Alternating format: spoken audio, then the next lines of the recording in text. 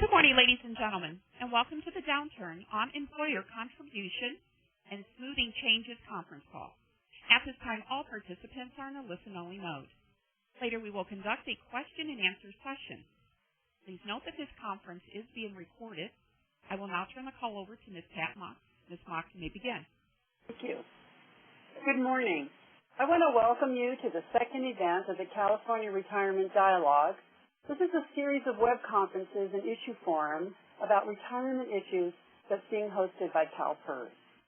The goal of the California Retirement Dialogue is to promote greater understanding of public retirement issues by engaging representatives of public employee groups, public employers, and other interested stakeholders. This is a fact-based dialogue about the future of retirement issues and the vital components that impact our benefits. Today's webinar features CalPERS Deputy Chief Actuary, Alan Milligan. Alan's going to share with us the impact of the economic downturn on the employer contributions and discuss the future of employer rates. He will also address some recent changes that we have made to our policies to help provide relief to our employers during what is a difficult financial environment. This same presentation was shared recently with many of our employers at our annual educational forum that was held in October, but has been updated with current data and statistics. Finally, I want to encourage you to register for 2 in-person issue forums that are scheduled this month and next. On January 29th, we'll be at the Sacramento Convention Center, and on February 12th in Los Angeles at the LA Convention Center. You can register for both of these forums on our website by going to www.calpers.ca.gov. For those who may be interested in attending the Los Angeles event, you will want to know that the day before there will be a public retirement journal seminar held in the same location. So if you're interested in attending both of those in Los Angeles, it would be very convenient for you to do so. Now, here are a few housekeeping items for today's webinar. First, if you want to speak to an operator, just press *0 on your phone. You can submit questions by text, after, on the web via computer, or by telephone. We expect this webinar to last about a half hour, followed by a Q&A session, and we'll conclude in a total amount of an hour. A video of today's webinar will be available on our website on www.calpersresponds.com. Also, any questions we can't get to today on this webinar, we'll be answering those online along with the video. So on behalf of CalPERS, I want to thank you for joining us today, and now it's my pleasure to turn it over to Deputy Chief Actuary, Alan Milligan.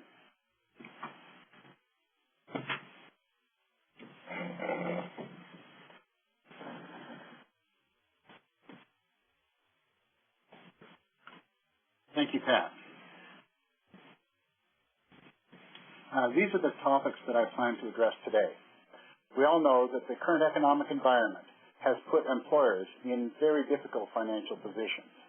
And as we first reported to employers in the fall of 2008, we will have to increase pension contributions as a result of the turmoil in the investment markets. This will add an additional burden to governments at a time when they are already struggling. Everyone in California, including all of you, have an interest in these events, as this will affect the state, schools, and local agencies across the state. So whether you represent an employer, a collective bargaining agent, or a member of the public who pays taxes in the state, you have an interest in how the economic downturn is affecting governments, and in particular, how it impacts their pension contributions.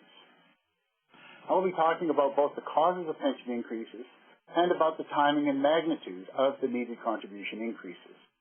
I will also be talking about a temporary policy modification that CalPERS has made in response to this unprecedented event.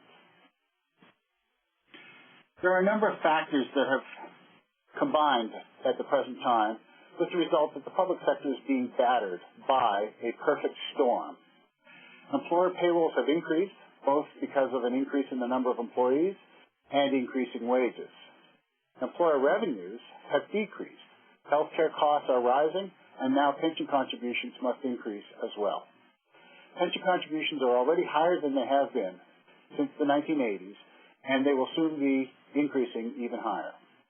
CalPERS can help a little bit, but we can only shift costs in time. We cannot make them go away.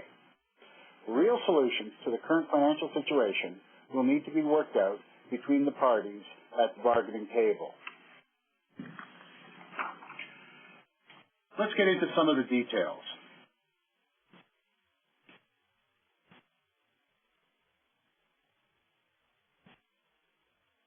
Sorry, I think I've had a little malfunction here.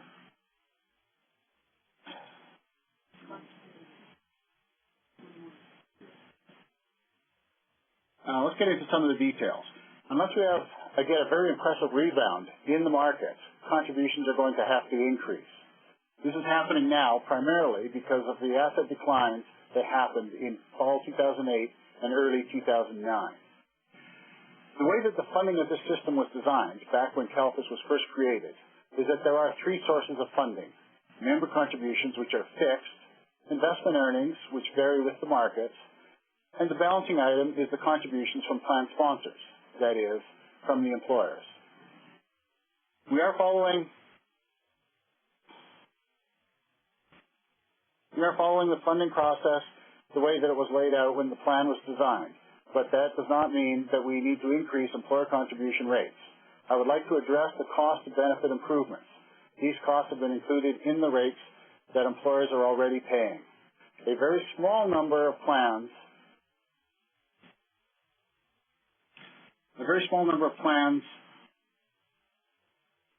may have some improvements that they have contracted for, but that are not yet in effect. And these few employers will see an increase for that reason as well. However, for the vast majority of employers, changes to their contribution rates will be due to investment and other experience, not benefit improvements. I don't want to mislead you. Benefit improvements have caused some of the increase in contributions over the last decade. They're just not a big factor now. Let's take a look at what has happened over the last decade.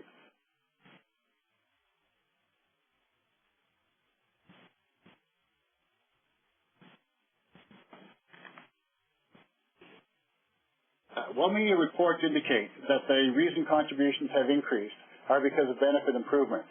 This can be misleading as it is only partially true. In fact, growth in the government has a lot to do with the increases in contributions from employers. The cost of providing benefits is closely connected with the payroll of the sponsoring employer. When payroll grows faster than expected, whether due to increases in wages or due to new employees, CalPERS has to pay out more in benefits and will need to have more come in contributions. This slide shows the growth in the covered payroll for the state. Covered active employees have grown by 39% over the decade. Combine this with an increase in the average pay of 50%, and you get an 84% increase in the covered payroll. This has resulted in a substantial increase in the dollars needed from the employer. Again, this was for state employees. For school employees in CalPERS, which is pretty much all school employees other than teachers, the equivalent figures are a 39% increase in the covered active employees, a 49% increase in the average pay, resulting in a 107% increase in the covered payroll.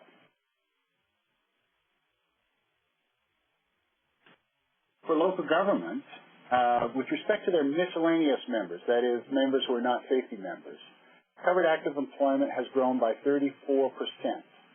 Average pay has grown by 60%, for a growth in the total covered payroll of 114%. I should note here that some of this growth in covered active employees is a result of new agencies contracting for benefits. So for existing agencies, the growth in the number of employees and in the covered payroll would be less than shown here.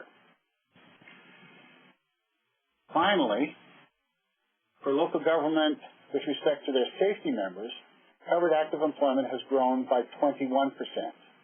Average pay has grown by 69% for a growth in the total covered payroll of 104%. And again, some of the growth in employees in covered payroll is as a result of new agencies. So what really caused the increase in contributions over the last decade or so? Well, it varies from employer to employer. Let's take a look at one particular employer, the state. This graph shows a breakdown of the increase in state contributions over the period from the 97-98 fiscal year to the 2009-2010 fiscal year. The brown area on the right is the portion of the increase that is due to changes in payroll and represents 51% of the total, just over half. The blue area in the bottom left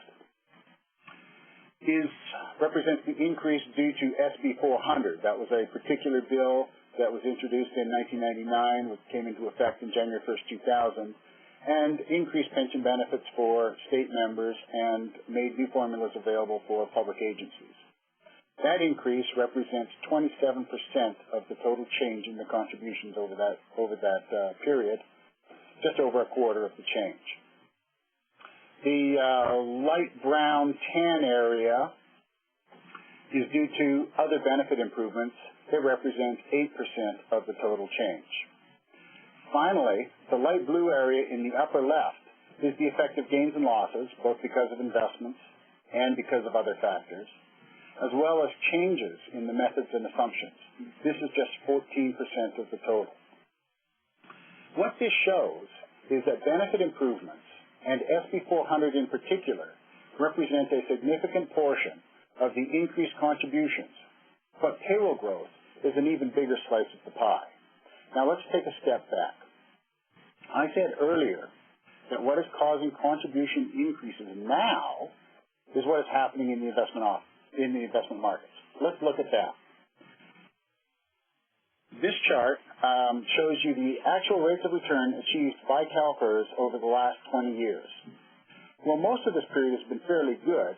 The last 2 years, which are shown on the right, have been losses. Obviously, last year was not good for any investor, CalPERS included. But what's also something we should be noting is that these last 2 years have been the worst years in CalPERS investment history.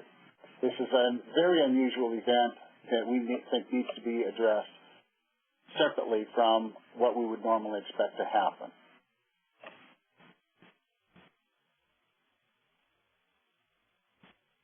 And good. Well, how do these returns for the last couple of years compare to our assumption about our earnings? Well, we currently assume that our investments will earn about 7.75% over the long term. And we really do mean the long term. We will be paying benefits for decades to come. There are members today who will be drawing benefits 80 years from now. One of the key points to understand is that we are not expecting to make the 7.75% every year. We expect investments to fluctuate over time. We don't want to overreact to each little blip in the markets, but we don't want to underreact either. We will keep making changes to employer contributions to keep us heading in the right direction. So how have these last 2 years affected our long-term investment returns?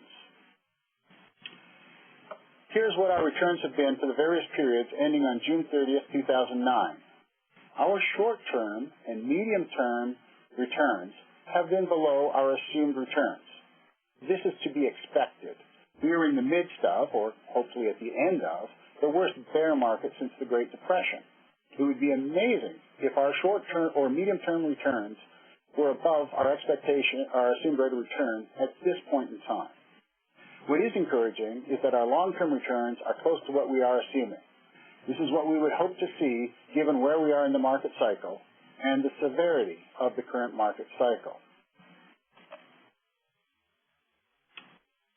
So from fiscal year 2003-2004 through fiscal year 2006-2007, the investment returns were in the double digits, ranging from 11.8% to 19%. This resulted in a gradual improvement in the funded status.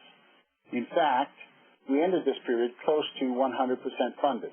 At that point, we had recovered from the dot-com crash at the beginning of the decade, or maybe at the beginning of the last decade at this point.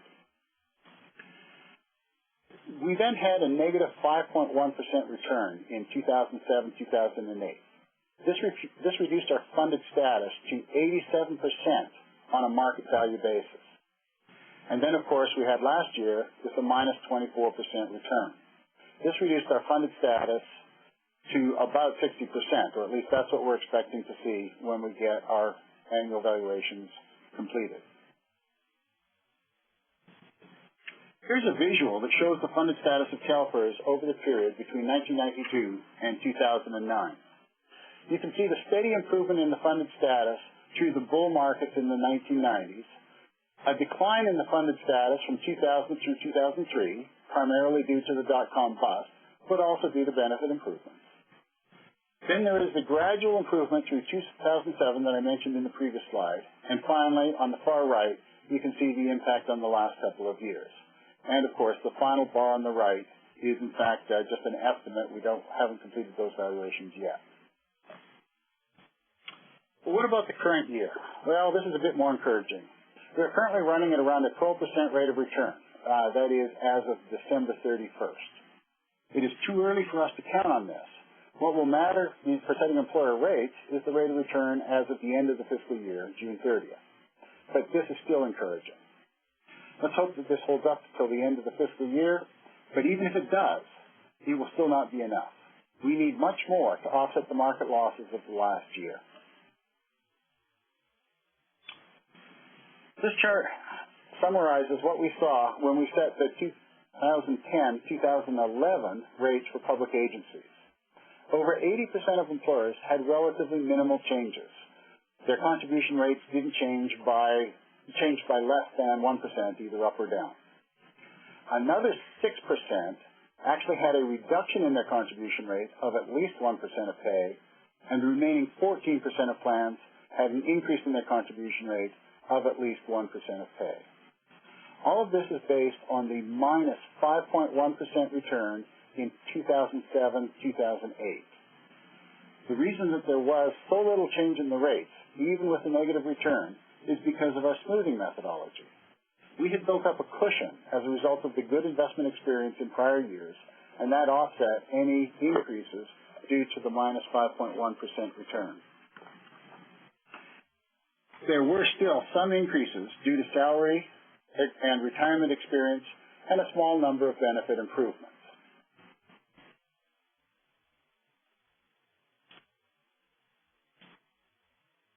So I'm going to talk a little bit about where the employer rates are going in the future.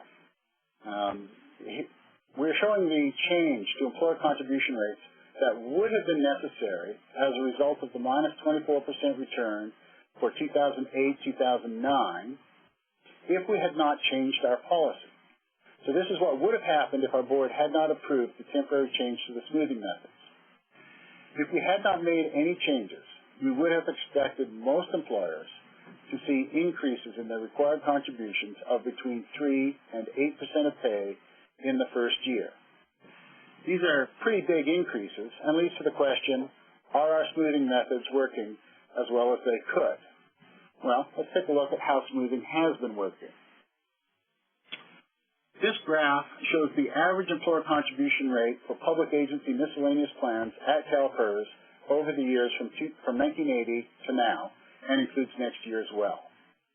The red bars represent the average contribution rate.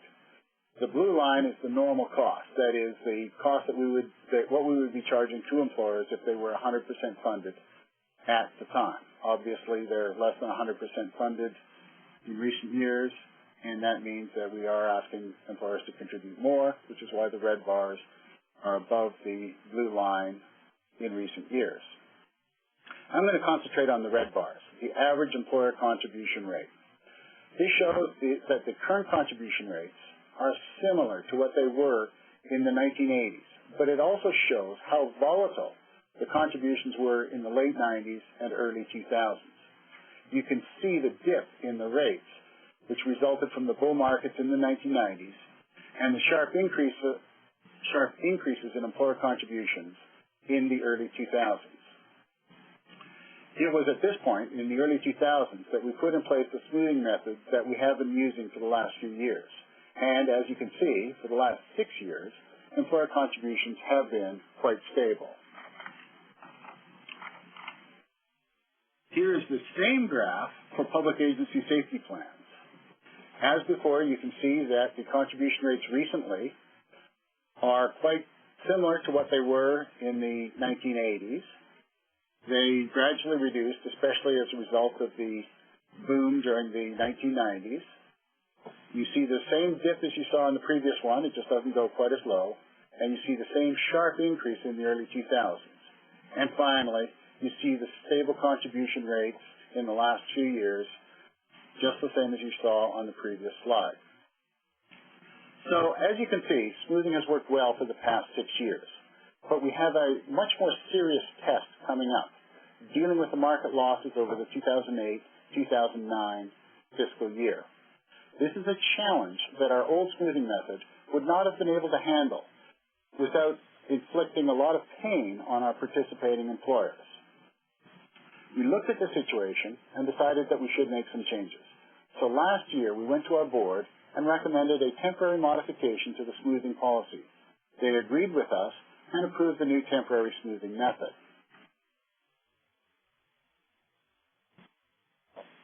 Here are the technical details of the new temporary smoothing method.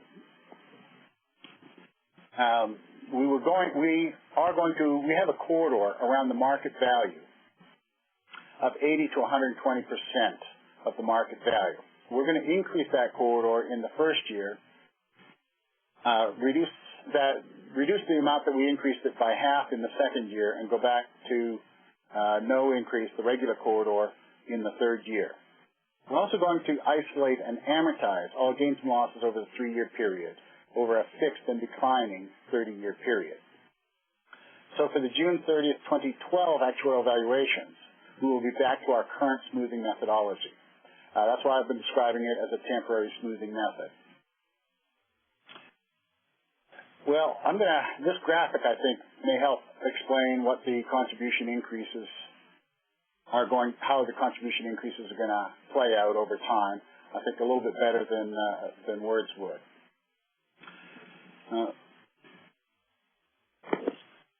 The blue line on this graphic is the contribution rate that this employer would have had under the current smoothing methodology, or the smoothing methodology in place before our board took action. As you can see, right at the start, contributions would have increased by about from 16% to about 21.5%. They would have gradually increased above that to getting above 23%, and then falling off over time. The pink line is what will happen under the temporary methodology that has been approved by the board. Those sharp increases in the first year are spread out over a 3-year period, at which point the new methodology will actually cause the contribution rates to go even higher than they would have been if we had not made the change. This is because we are isolating those losses and paying for them over a fixed 30-year period. We're actually paying for those losses quicker under the new methodology, even though we are giving employers a chance to sort of ramp up to the new contribution level.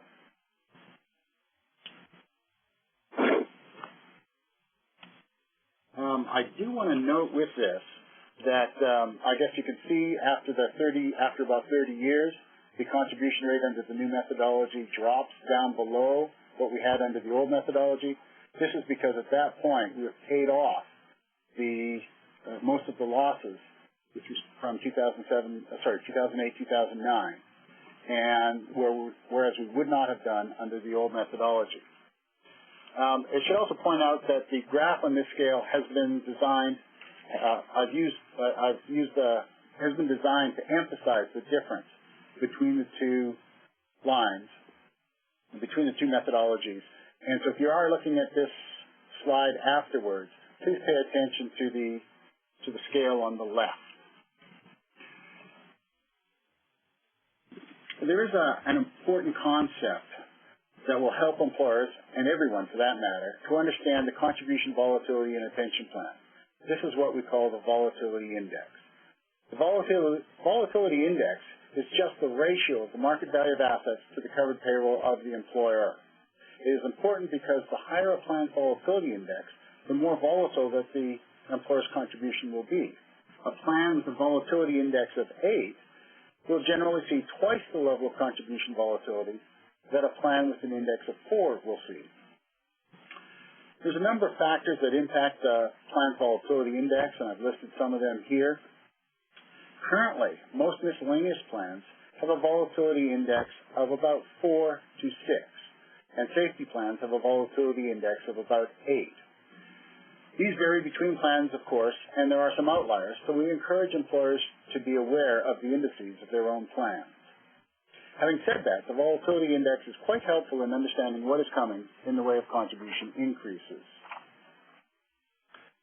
What we have here are the increases that we would expect to see in the first year that the 2008-2009 asset losses impact rates. That will be July 1st, 2010 for the state and schools plans, and July 1st, 2011 for public agency plans. Most miscellaneous plans are in the 4 to 6 range, and will see increases of 0.3 to 0.8% of pay. A safety plan with a volatility index of 8 should expect to see an increase of about 0.8% of pay. For any employers out there, your volatility index is shown in your annual actuarial valuation report, as is a projection of the 2011-2012 contribution rate. I should warn you that we did not have the final returns for the year when we prepared the one-year projection that we included in your annual valuations. So we used a minus 28% return for that projection. This means that the estimate of the 2011-2012 required contribution rate in your valuation report may be slightly high. This is an increase but these numbers are the increase in the first year only. What about the second and third years? Well, here it is. For a plan with a volatility index of 4, this might be a 2% at 60 miscellaneous plan. Under the new method, they would see an increase of 0.3% in the first year, and an additional 1.3% in the second year, and a further 2% increase in the third year, with smaller increases after that. Let's take a look at another.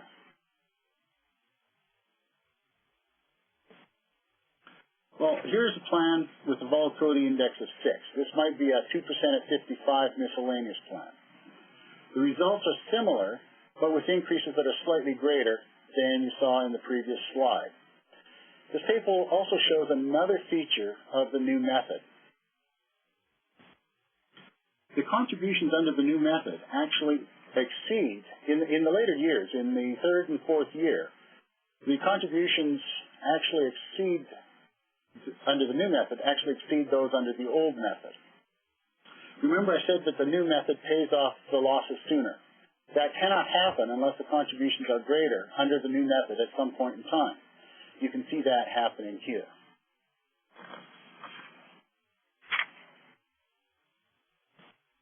Finally, we show a plan with a volatility index of 8. This might be a 3% at 50 safety plan. And again, you can see larger increases. You see larger increases because this plan has a higher volatility index. And again, the contributions eventually climb higher under the new method than they were under the prior method. I hope these last few slides have given you an understanding of what is coming in the way of contribution increases. I hope that this also helps you understand why some plans will have bigger or smaller contribution increases than other plans, and even help predict which ones will be effective in which way. Now, I'd like to move on to another topic. Is CalPERS sustainable? The answer is yes, it is sustainable. You may question me about this, as the Chief Actuary for CalPERS, Ron Sealing, has been widely quoted as saying the benefits are unsustainable. I work closely with Ron, and have heard him speak on this topic many times. Ron is concerned that many employers may find their future costs to be more than they can bear. He is not, and was not, questioning the sustainability of CalPERS. This is really just not an issue that we should not be concerned about.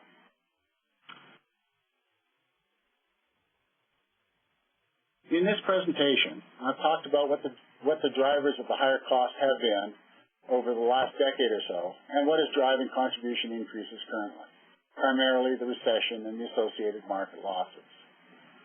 I'd like to close by saying that we understand that employers, everybody really, are facing hard times, and we are aware that increasing contributions in this financial environment is going to be very difficult on employers. And in fact, that pain is probably going to be shared. We cannot make this go away, but we can help by giving employers a bit of breathing room, some time, so that they can adjust as best they can. CalPERS actuaries are working with, and will continue to work with, both employers and collective bargaining agents to help manage this unique and difficult period. Thank you. At this point in time, we'd like to answer any questions you might have. Operator, are you there? Yes, thank you. We will now begin the question and answer session. If you have a question, please press star then 1 on your touch-tone phone. And if you wish to be removed from the queue, please press the pound sign or the hash key. If you are using a speakerphone, you may need to pick up the handset first before pressing the numbers. So once again, if there are any questions, press star then 1 on your touch-tone phone. Okay, I think we're going to start with some questions that were submitted online. The first question is, what is the optimal level of funding CalPERS is hoping for? 100%, 98%, or 90%? So the answer on that is that we're trying to make progress towards 100% funding. No pension system is always at 100% funded because of fluctuations in the investment markets. We do not expect to remain at 100% funding. What we are trying to do is just make progress towards that goal. But that is our goal. We are trying to get to 100% funding. Are there any more questions? Have any more questions been submitted online? Yes, we have. Okay, the next question is, the estimated increases in employer rates are not the same, lower than the August 21st letter. Why? The August 21st letter was prepared based on an estimated minus 28% return for 2008-2009. The actual return was minus 24%, and as a result, the actual increases will be less than were shown in that letter. Our third question is, on the future employer contribution, what is the investment return assumption?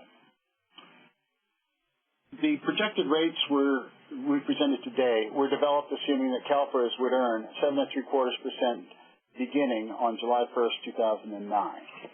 So it is actually assuming a lower rate of return for the current fiscal year than we have already achieved. The fourth question, how do you figure out the payroll ratio number? You can go to your annual actuarial valuation report. That number is shown in the valuation report itself. So we've actually explicitly included that in your annual actuarial valuation report. You can just look it up there. If you are, and those reports are public documents, so if you're not an employer, you can still get that number. Next question. It seems I have quite a few. Have pension costs increased for the state by 2,000% in the last 10 years? Well, I think to answer that, I want to go back to a slide that we showed you earlier. Can we go back to that slide, please?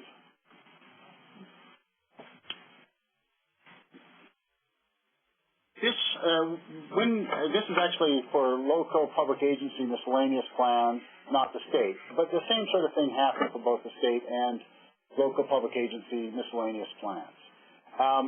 In the late 90s, early 2000s, our contribution rates were really low because we were at the end of quite frankly, the longest bull market in history, I believe. And the contribution rates had fallen quite substantially. So yes, when you go from almost nothing to a more substantial contribution rate, you get a very high percentage increase. but I think it's very misleading to do so. In fact, if you take a look at what's happened here for public agencies, and again, the same sort of thing happened for the state. It would look very similar to this. You'll see that while contribution rates have increased from 1999, 2000, they're really at the same level as they were back in the 1980s. So I think that is quite a misleading statistic, and it's certainly not one that I would want to use.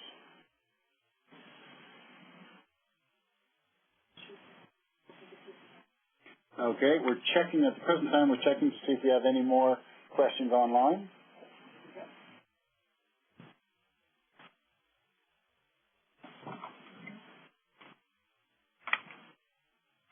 How is the volatility index calculated?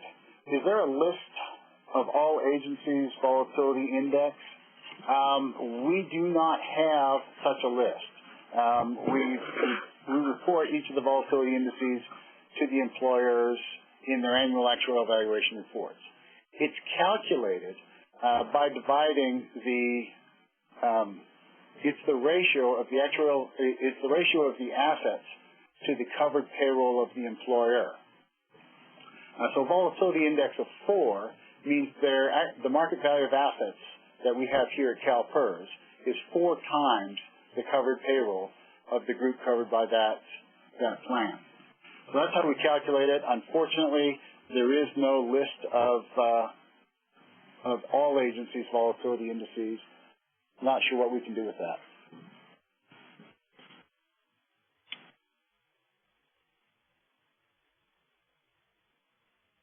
So can our school district negotiate with the employee union so that part of the employer's rate is paid by the employees? Yes, but that would have to be done through collective bargaining and would have to be done outside of CalPERS. So I think there's a few issues with that, and if that really is a question, I think you need to contact CalPERS, and we will work with you on that one. Still checking to see if there are more questions.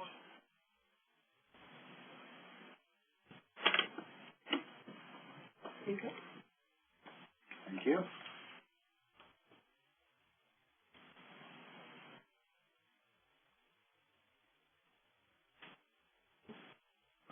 I'm not sure I can read the handwriting here. I'm going to need there's some words there that I just can't read.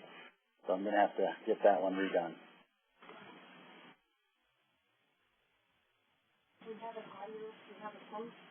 Okay, can we take a phone question while we're waiting for that question to come back? And thank you. Once again, if there are any questions, press star 1.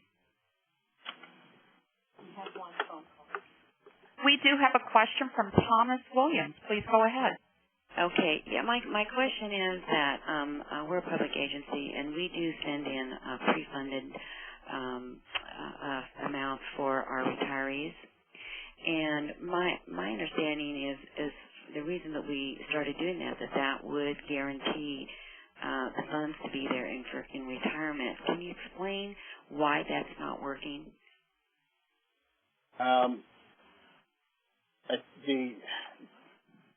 I guess what I would say is that we do have the contributions that you contributed, but in order to fund these benefits, we are relying on investment income as well as the employer contributions.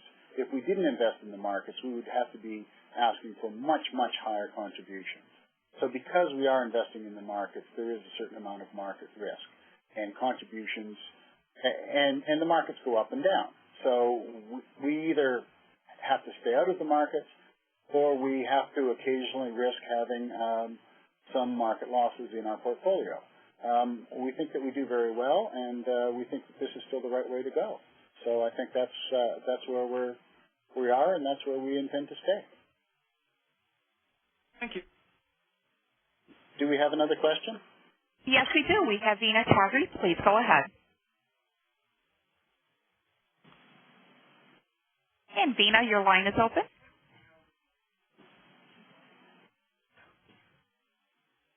I'm sorry. And I'll take the next question. We have Alita Drake. Please go ahead. Yes, thank you. I'm curious, in working on our budget for this upcoming year, do we utilize the information that was sent to us and then add on the average employer contribution in your historic bar graph there? If you look at your annual actuarial valuation report, that's where we set the rate for 10-11. For 11-12, we also include in the annual actuarial valuation report a projection of the rate for 11-12.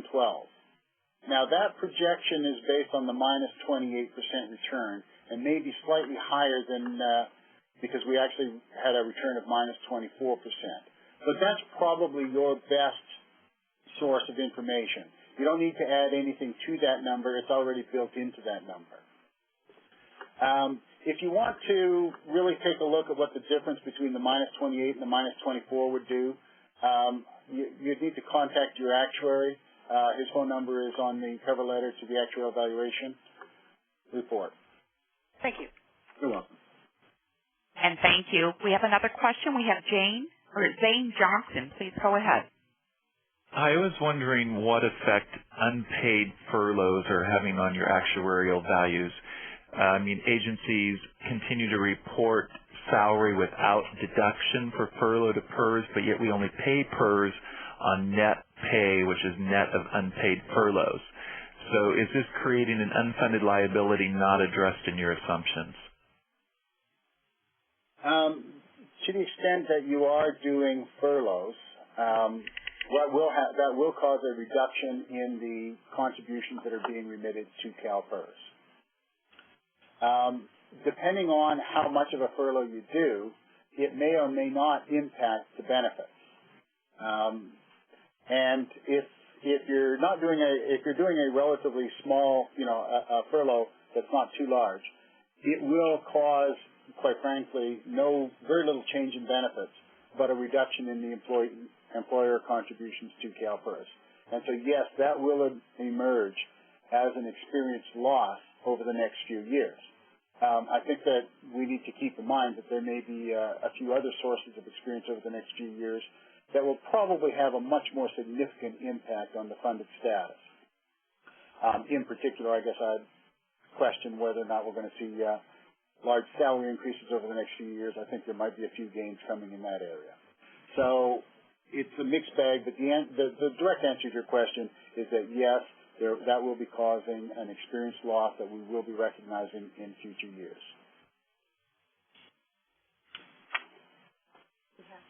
Did that answer your question?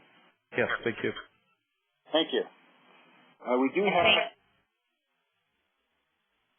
Hello? Would you like to take the audio question, the last one, or did you want to take one of your chat questions? I was going to take a chat question and come back to you. Okay, thank you. So the next question I've got is, has CalPERS done a sensitivity assessment to see what fees will need to be by the market to be if the market stays in Japan 2-decade decline, I guess. We have done some sensitivity analysis, but I don't think we've done any sensitivity analysis that was kind of modeled after the kind of recession that they saw in Japan over that period. So we've done some, but not that particular sensitivity analysis. We have another question. On the sustainability issue, what happens when an employee goes bankrupt or does not pay PERS? What is due to other employers? What is due? Do other employers make this up, or do that agency's retirees get less? I think the question is, what happens when an employer goes bankrupt? Other employers do not have to pay in in this situation. By law, CalPERS has the right to terminate a contract and reduce benefits if an employer does not pay their required contributions. So if one employer fails to make their contributions, that does not impact other employers in CalPERS.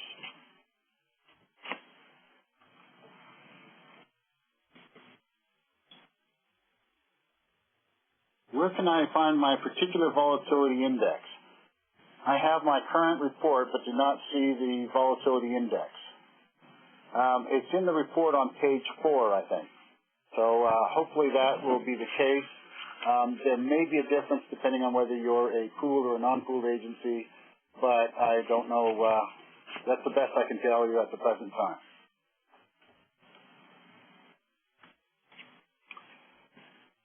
Why are you anticipating a 7.75% return when your 20-year experience suggests less than 7.5%? Well, I think you need to realize where we are at in the market at the present time. We're at hopefully the end of the worst bear market since the Depression. And I think that to assume that, your ending point is such that you would expect your returns to be slightly less than your long-term, than your assumption.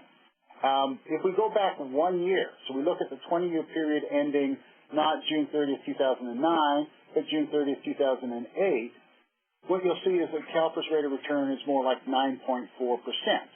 Well, when we see a 20-year return of 9.4%, we don't suddenly change our investment return assumption to 9.4%. We don't think that's appropriate.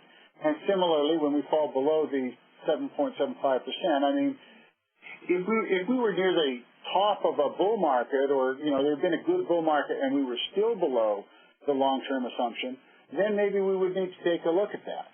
But given where we are, this is exactly what we would expect to see, and we think that 7.75% is still a very appropriate number to use. Another question.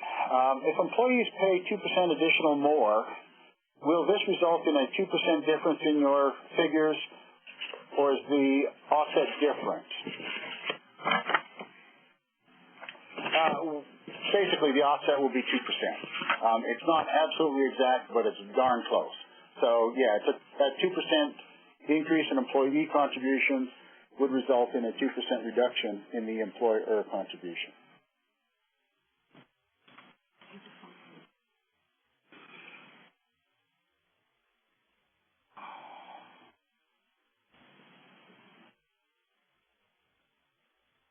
You know what that word is?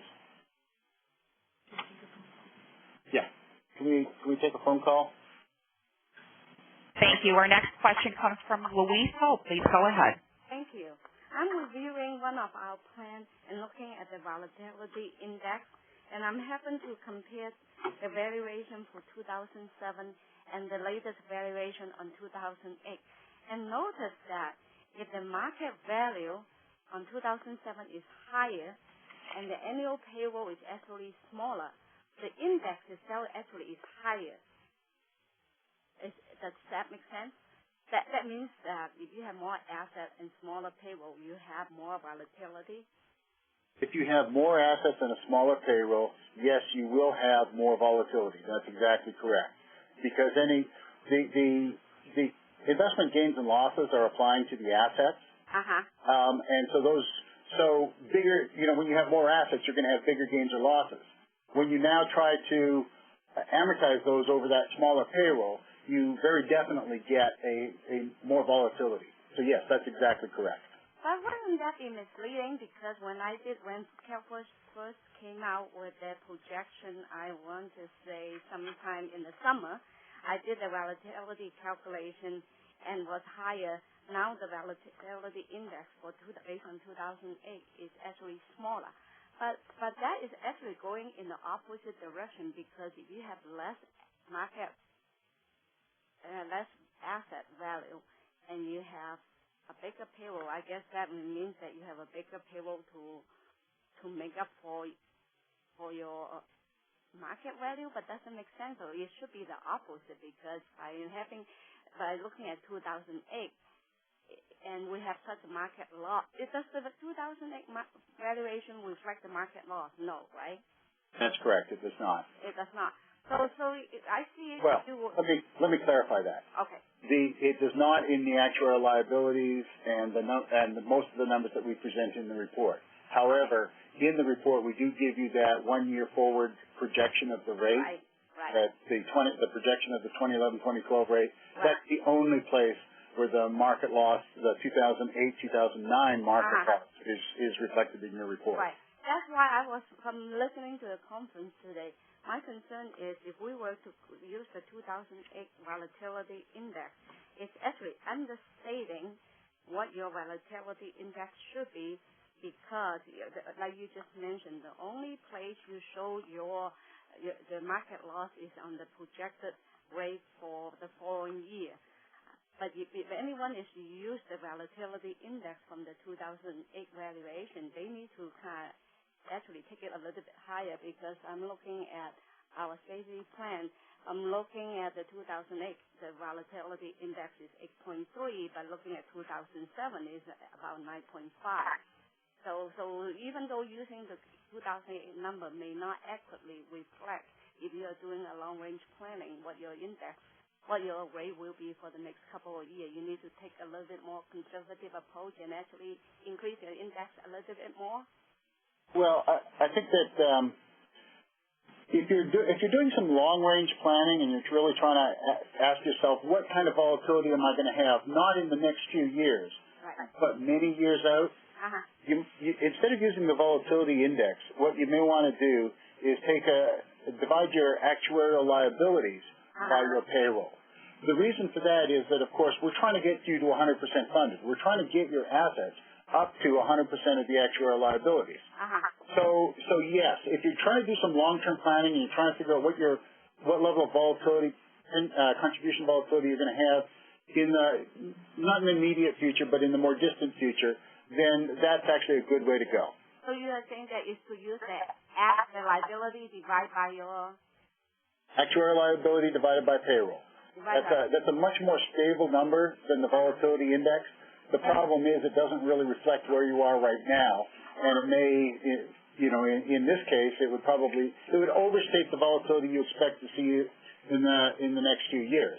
Right. But it is sort of what you would expect to see long term. But if you use the actuarial liability divided by payroll, what does that give you? It gives you the equivalent of the volatility index, but sort of for a longer term view. I see. And if we are in a small employer pool, that we will have to look at the entire pool's liability and payroll, right? That's correct. Okay, great. Thank you. You're welcome.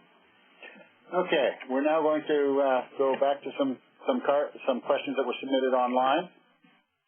I was under the impression that the 08-09 losses were a separate increment on top of the current contributions.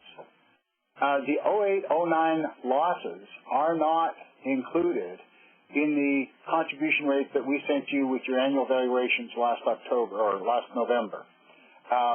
It was included in the 1 year projected rate that was included in that valuation. So to the extent you're saying that the 08-09 losses are an increment on top of the current contribution, you are correct.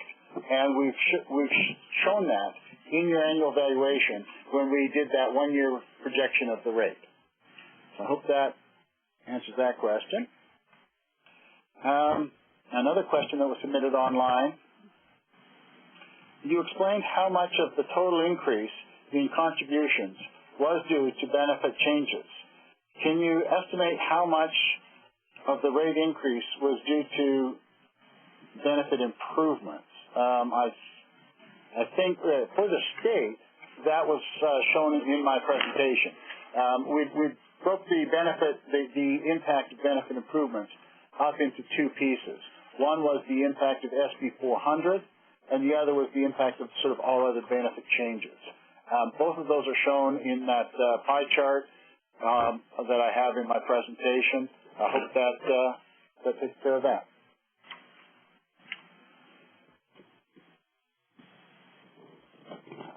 Can we get these rates in a table like we got on the October 25th letter. We're going to check on that. I guess the thing is, what we're really, the projected rates that we included in the employer evaluations are much more meaningful because it reflects your particular plan than anything that we can do through this type of methodology. On the other hand, if really what you're trying to do is something more general, something that you can apply to many employers, obviously looking up each and every employer separately is going to be very difficult. And so we'll see what we can do on that one. Next question. Many state PERS systems are more conservative about their inflation adjustments for benefits.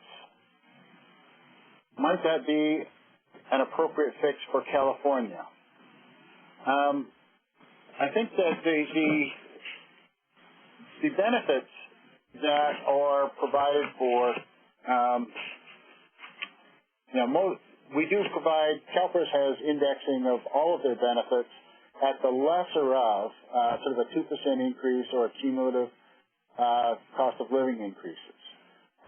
Some employers do have the ability to contract for a higher level of indexing, but that's not that common. So the vast majority of members at CalPERS have, indexing equal to the lesser of 2% or the consumer price index. How that compares to other plans and whether that's an appropriate solution for CalPERS, I think is something that really needs to be dealt with in collective bargaining, and I think that's the appropriate place to deal with it. Okay, this is going to be the last question. We're running out of time here. If employer contributions are made according to the letter sent in October 09, where is the additional monies paid by the employer going? I'm not sure I fully understand this question.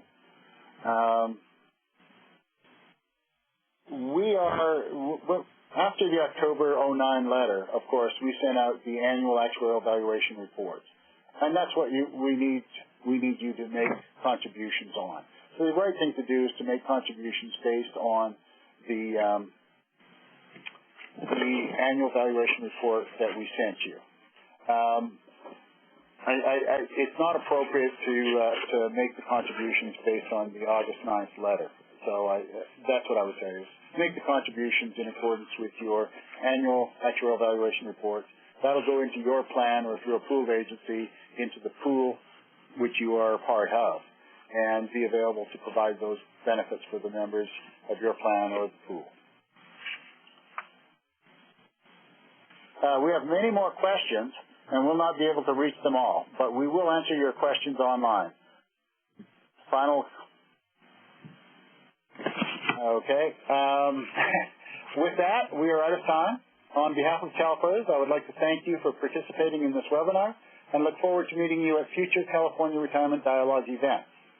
Our next scheduled event is a forum to be held in the Sacramento Convention Center on January 29th. We also have a forum scheduled for February 12th at the Los Angeles Convention Centers. For those who may be interested in attending the Los Angeles Forum, there will be a Public Retirement Journal seminar held in the same location one day earlier. Please visit our website at www.calpers.ca.gov for additional information about these events. Thank you, and have a Happy New Year.